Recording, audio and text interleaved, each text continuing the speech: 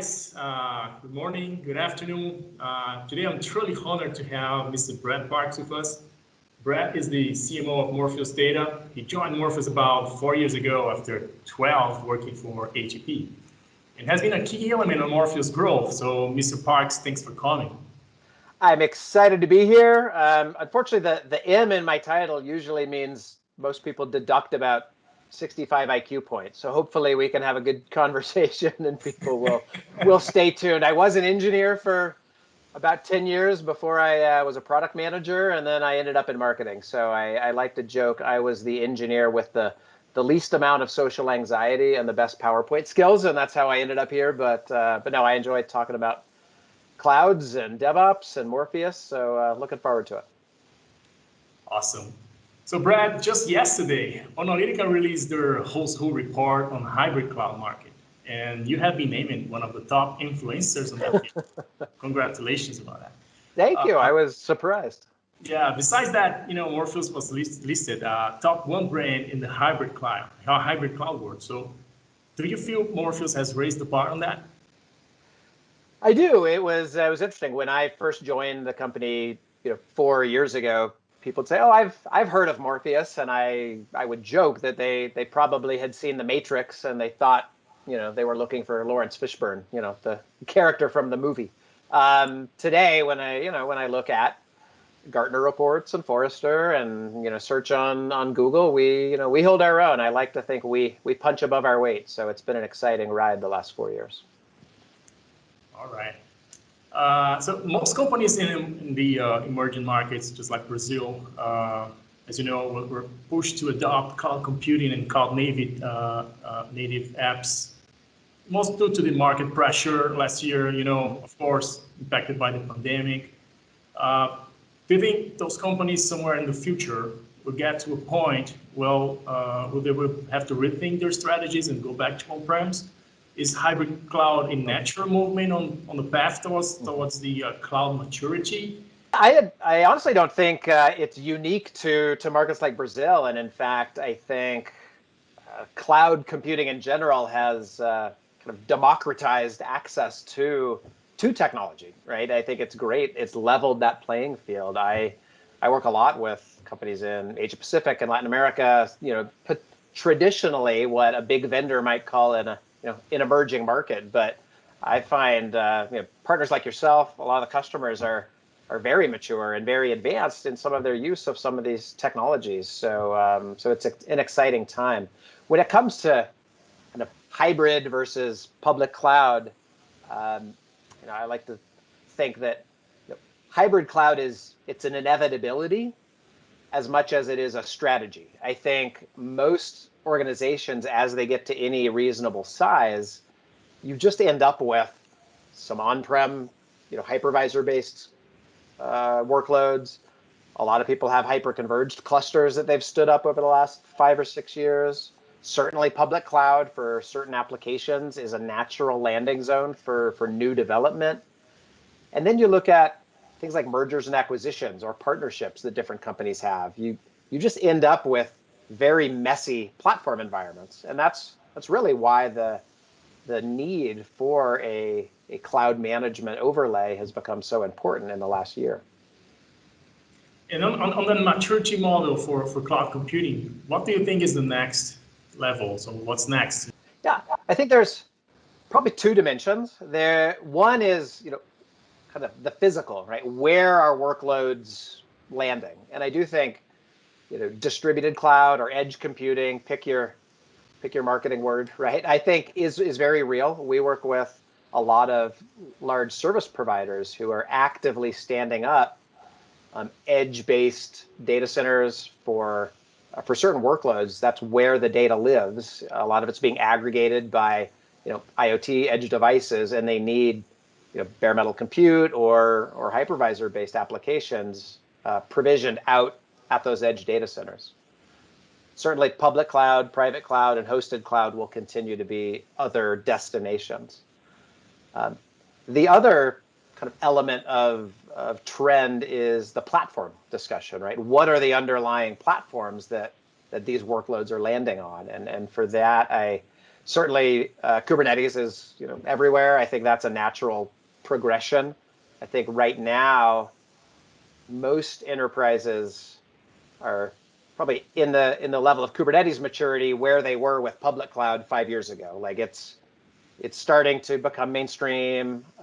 Central IT is starting to kind of inherit the operational rigor around Kubernetes. So it's kind of the next big hill that a lot of enterprises are trying to climb. At the same time, they're still dealing with hybrid cloud. So we're asking a lot of central platform teams. And very recently, Morpheus platform released the VDI feature, right? It allows customers to explore the power of VDI without taking it to like VMware or Citrix. Is this also a trend you guys bet for the future of workplaces? Yeah, VDI is an interesting one.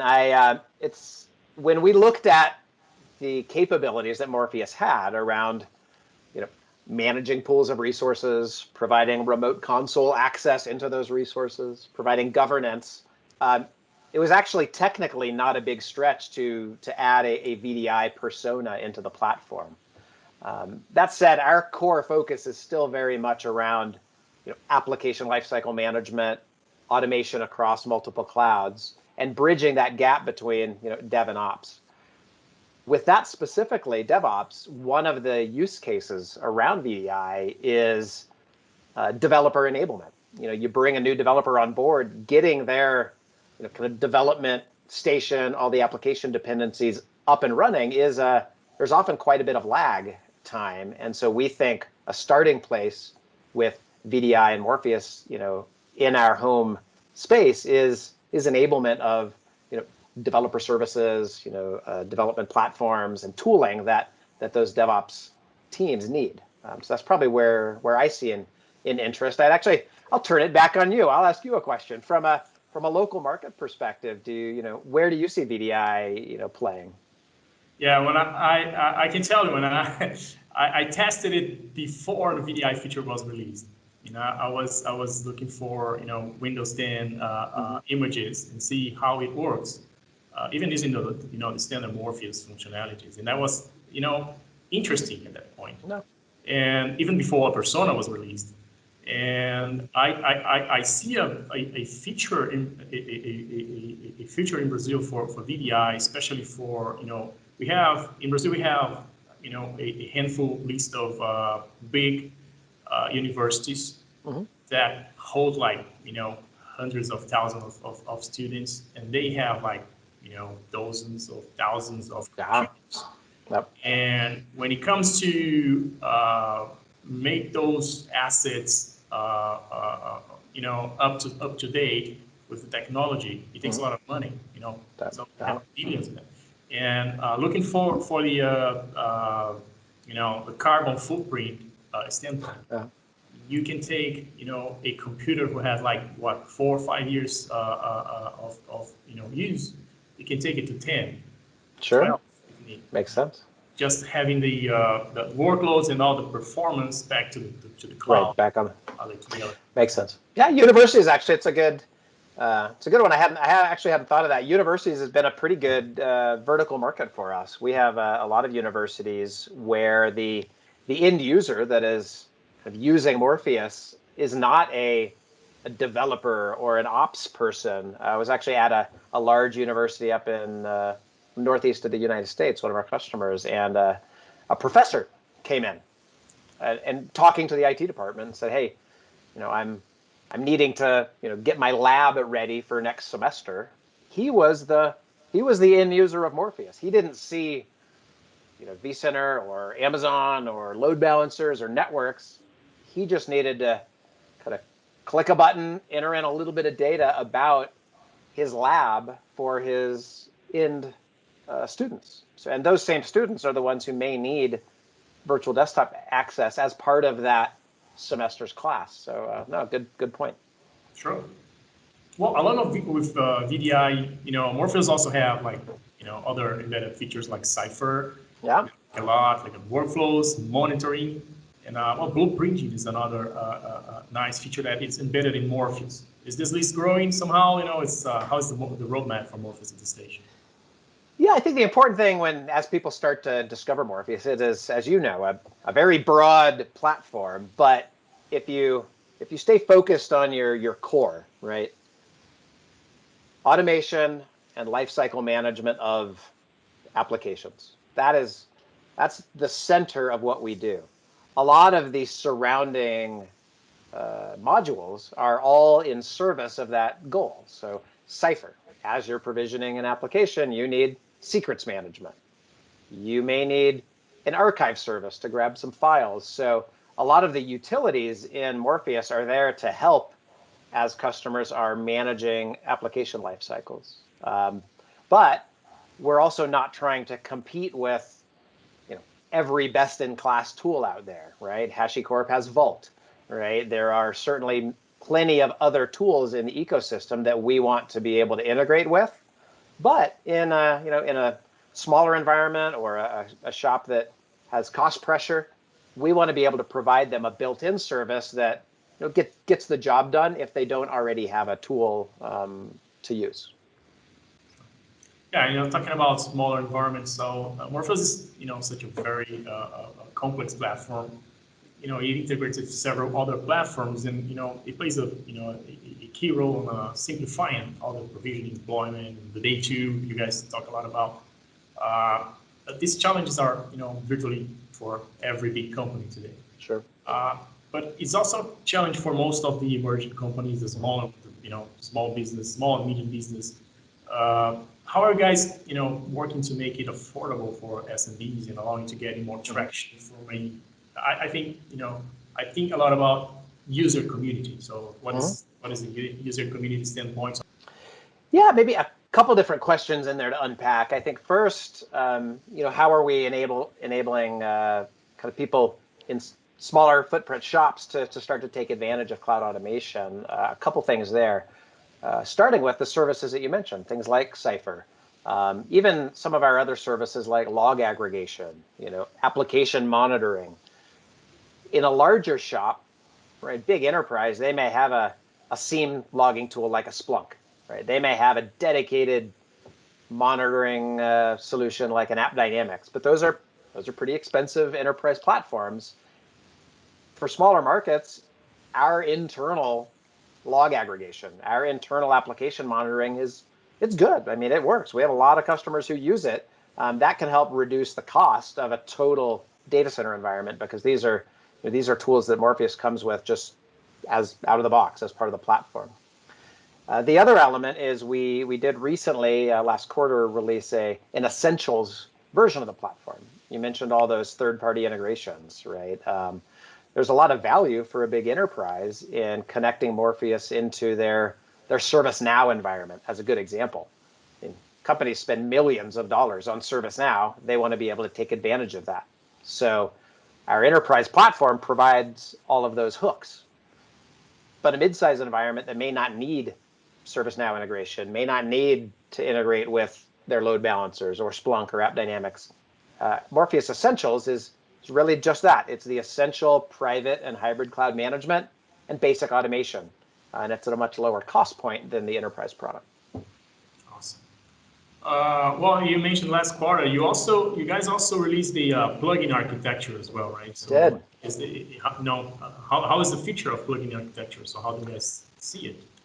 Yeah, I'm very excited about that over the course of this year. I mean, what we released last fall was kind of version 1, some of the initial plugins, but when I look at our ability to scale and community, you mentioned community in your last question, I think our ability to enable partners as well as customers to build their own integrations, to extend the platform in some very powerful ways is very exciting. And we've even had a lot of interest from other technology providers. So people like Rubrik, Cohesity, Hewlett-Packard, others who said, hey, we want to own our own plugin. We can do the development. We can put some resources against it to help Morpheus scale. That's very exciting because we are still a high growth company and we have to pick where we spend our time. So by enabling other technology providers and partners to develop those extensions, just helps us move faster and helps grow the community base.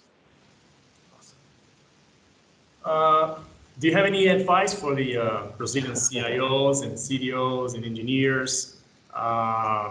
Those one are, looking for getting into this hybrid cloud journey?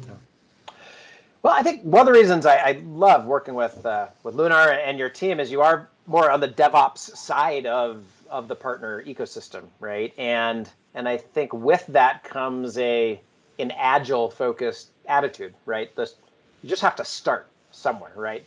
I see some of these big enterprise RFPs, and actually the one I spent 6 hours, working on yesterday, it was huge. They've been working on it for 6 months. It's this massive project, and I'm happy to participate, but if they had just started small and done some experimentation, grown that footprint, start to take advantage of more features, they probably would have gone further faster. So I guess my advice for anybody, but certainly in your market, is just start, right? We have the community edition, we have the essentials package. It's much easier to kind of get up and running, learn a little bit, and then start to grow that footprint. I mean, Morpheus can be installed in about 15 minutes, so there's nothing stopping you from starting and having a play and then growing that and adding to it over time. That's great. So last but not least, have you tried Clubhouse yet? I've not. You're the one who told me about it. I have a 17-year-old daughter. She's going to educate me on the power of these platforms. I'm a Luddite for all that I say. I used to be an engineer. I don't use social technology as much as I should. So I'm excited to learn more about it, and I appreciate you having me on and introducing me to the platform. Awesome. So, ladies and gentlemen, Mr. Brad Parks. Brad, thank you so much for your time, and that was a very, very nice talk. Absolutely. Thanks, everybody. Have a great day. Awesome.